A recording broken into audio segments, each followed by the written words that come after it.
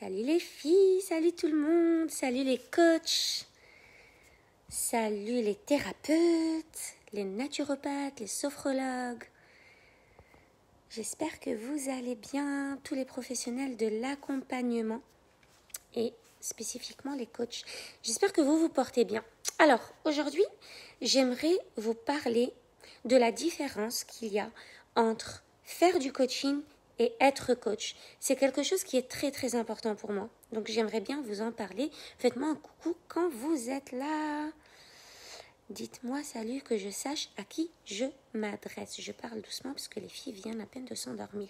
Donc, il y a une différence énorme entre faire du coaching et être coach. Faire de l'accompagnement et être un professionnel de l'accompagnement.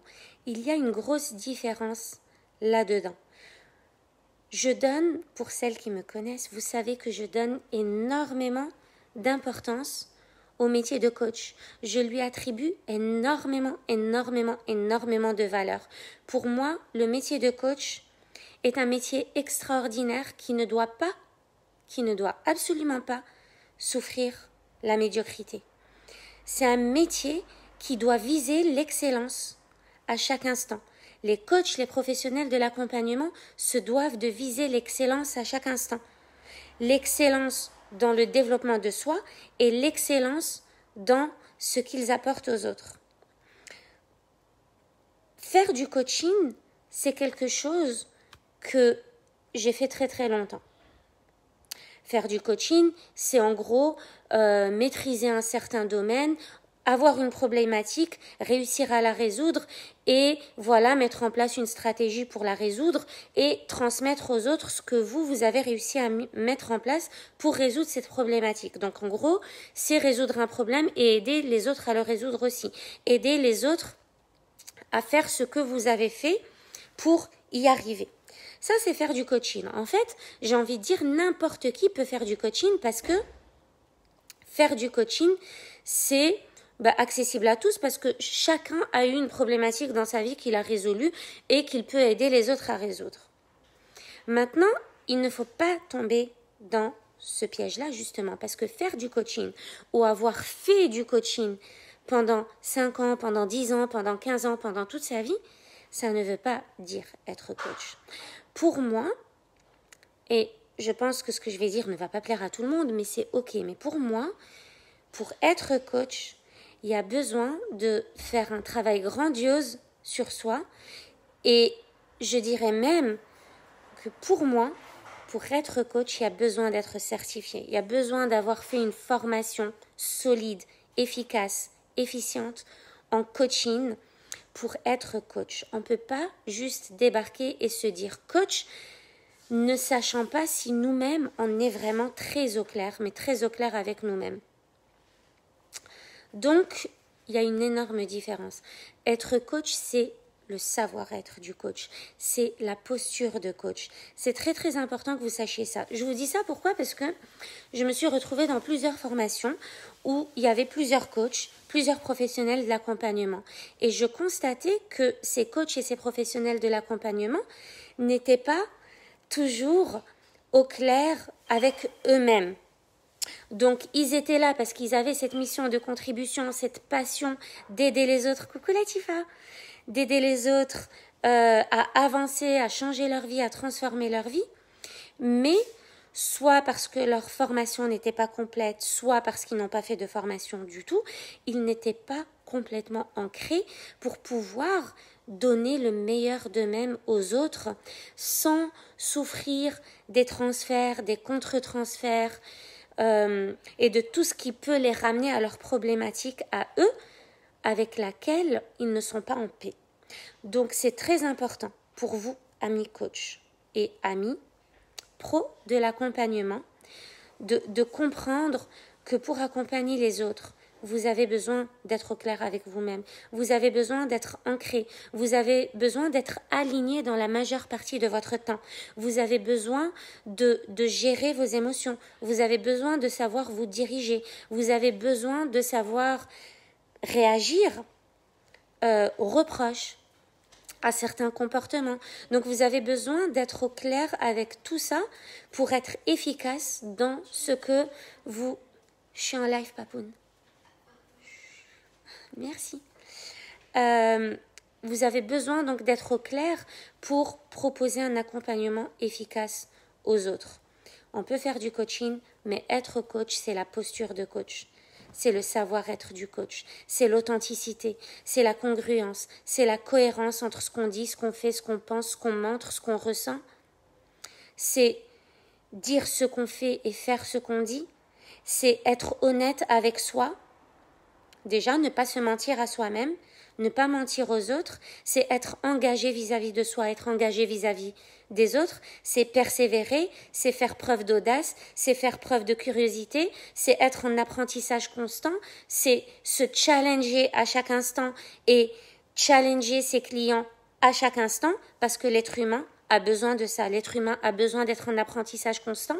L'être humain a besoin de challenge, a besoin de défis dans sa vie. C'est ce qui augmente la confiance en soi. On a besoin de se surpasser à des moments donnés. Ne serait-ce qu'une fois par jour, se surpasser, ça peut être prendre une douche froide, ça peut être aller courir 20 minutes, ça peut être faire un jeûne intermittent, ça peut être ce que vous voulez. Mais notre corps et notre esprit ont besoin de se surpasser. Vous avez besoin de trouver vos sources de motivation et vos sources d'inspiration et vos sources de démotivation aussi. Vous avez besoin de savoir vous organiser et arranger l'organisation de vos clients. Besoin de faire preuve d'écoute active, de proposer de l'assistance affective quand il y en a besoin. Il y a plein de choses que le coach se doit de maîtriser avant de pouvoir accompagner de façon efficace. Coucou Claire!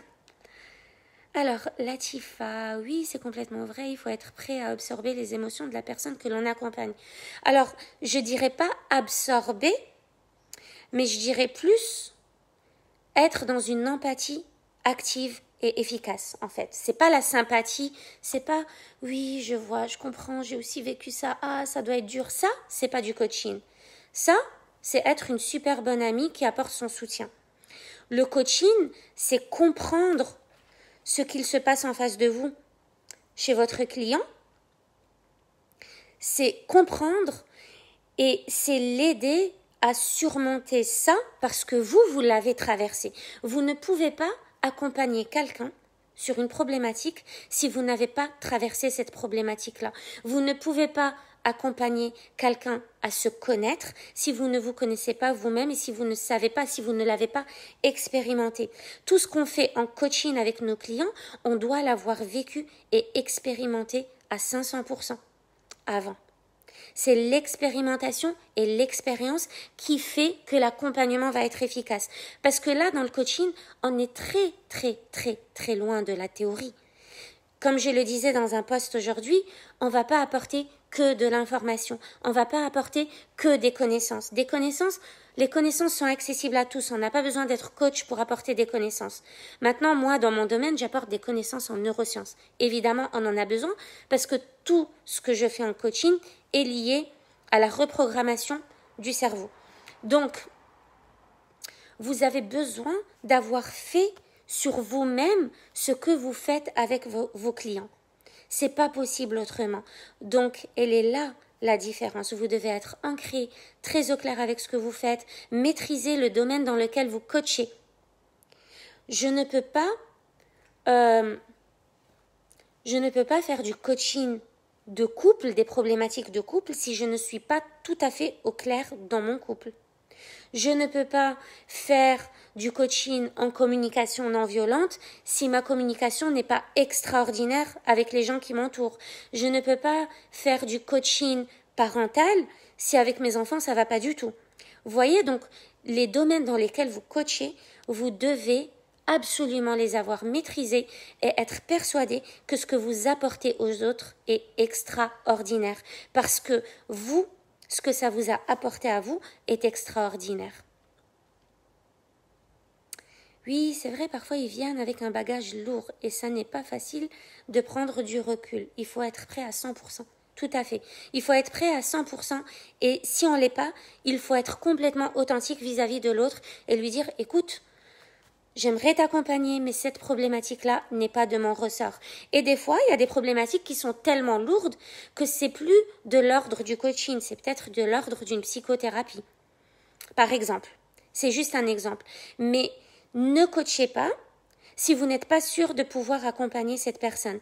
Et en même temps, les filles, ça c'est mon autre message super important, c'est que vous devez vous-même être votre cliente idéale ou votre patiente idéale.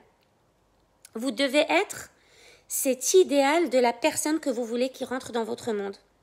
Là, vous avez un idéal de vos clients idéaux, d'accord? Vous devez représenter cet idéal-là pour attirer à vous ces clients-là. Si par exemple, vous êtes coach et lorsque vous vous engagez sur un programme ou un coaching, vous vous désengagez aussitôt.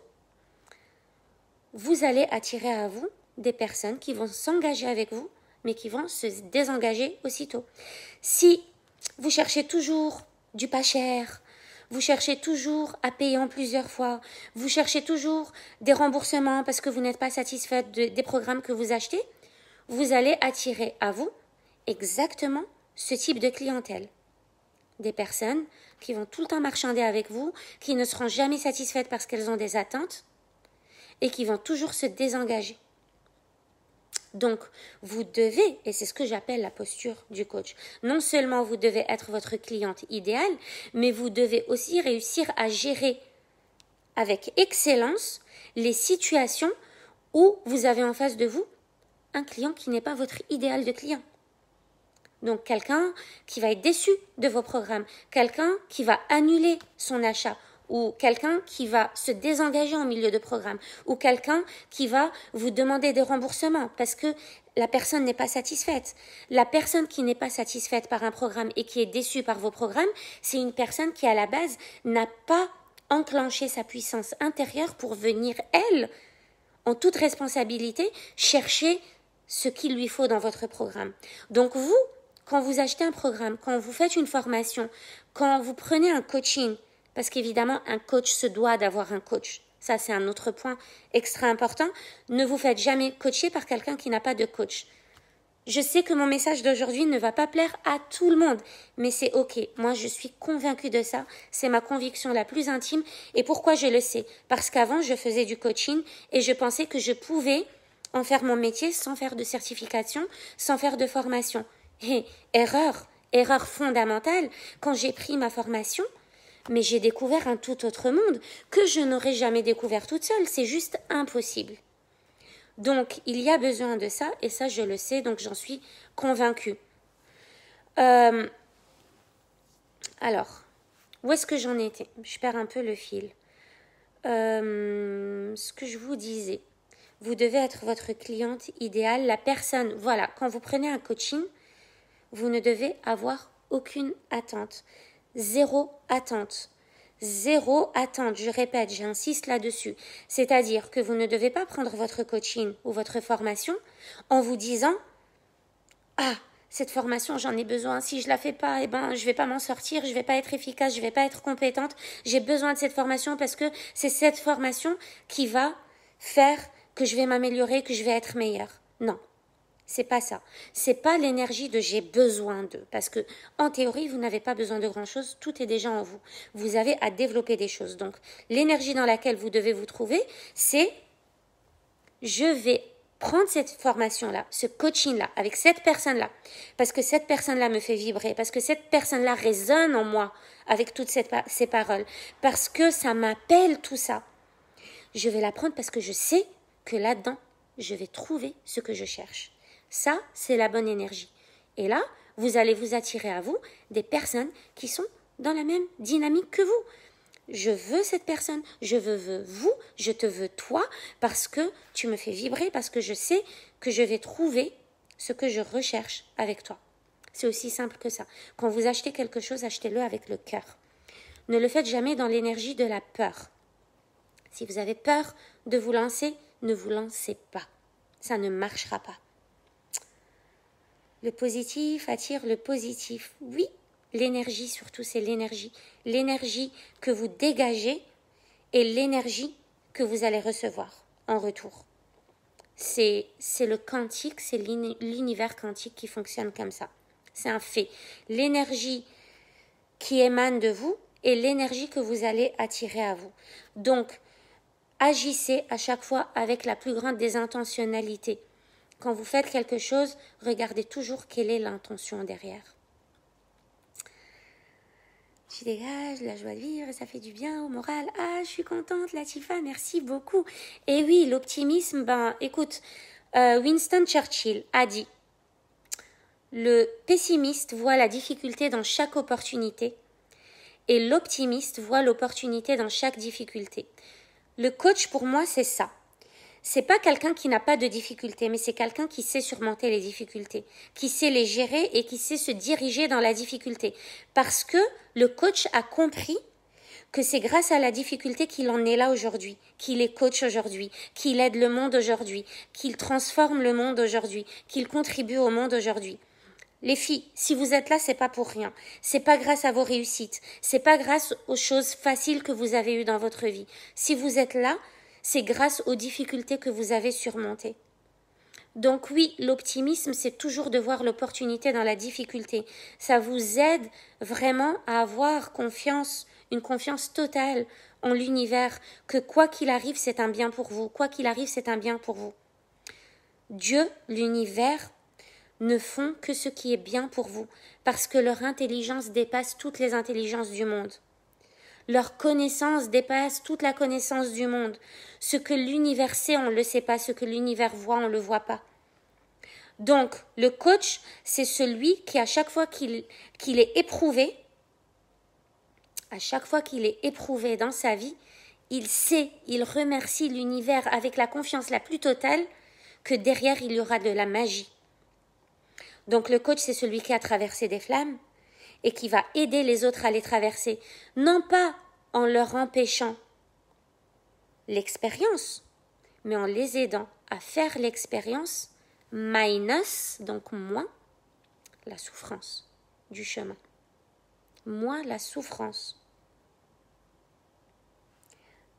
Alors, Claire, oui, souvent les formations apportent quelque chose de différent de ce que l'on avait envisagé au départ, mais c'était ce dont on avait besoin sur le moment. Exactement.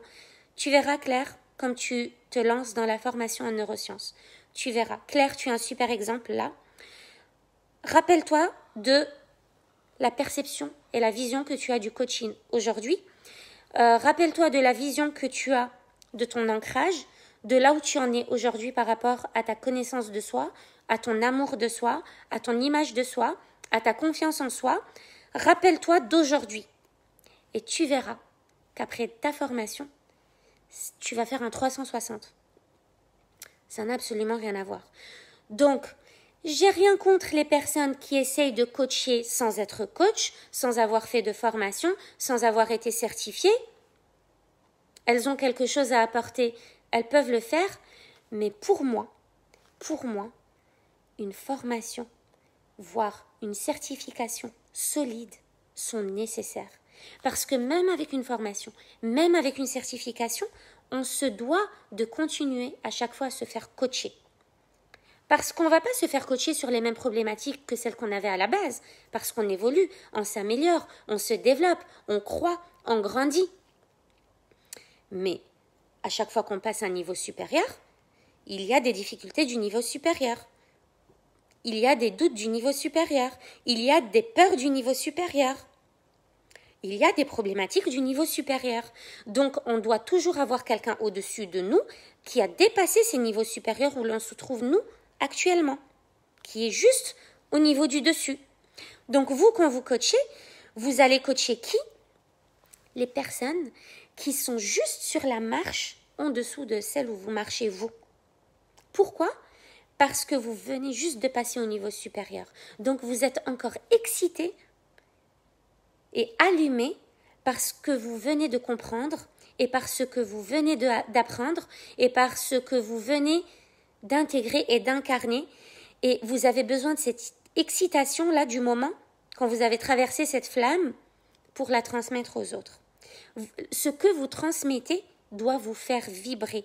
Vous devez être complètement allumé par les programmes que vous offrez, que vous proposez, par les masterclass que vous offrez, par les accompagnements que vous offrez.